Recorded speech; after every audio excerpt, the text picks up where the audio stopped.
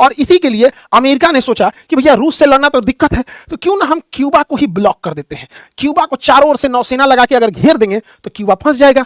तो इसने क्या किया, क्यूबा को चारों ओर बड़ा लंबा घेरा लगाया, आउटर घेरा, फिर इनर घेरा, फिर इंटीरियर घेरा, चारों ओर से क्यूबा को घेर दिया नौसेना ब्लॉकेज लगा के कि कोई यहां नहीं आ पाएगा।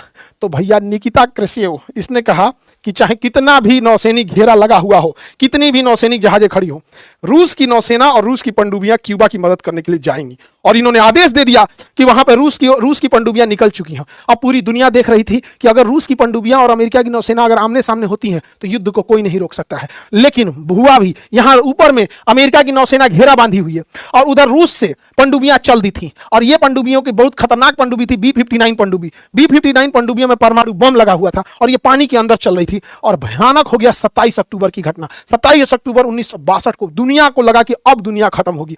ये दोनों पनडुब्बियां ये सब आमने सामने हो गई। सब यहां से 27 अक्टूबर वह दिन था जब रूस की पनडुब्बी और अमेरिका के जहाज आमने सामने हो गए थे। सब अमेरिका के जहाजों को लगा कि शायद लगता है पनडुब्बी आई होगी, तो ये ऐसे ही शॉट फायर कर रहे थे, जब समुद्र के नीचे बारूद डाल के ब्लास्ट कर रहे थे कि अगर कोई पनडुब्बी होगी तो ब्लास्ट हो जाएगी। सोच रहा ऐसे ही नॉर्मल प्लेयर्स फायर कर रहे थे, ये रूटीन फायर होता है।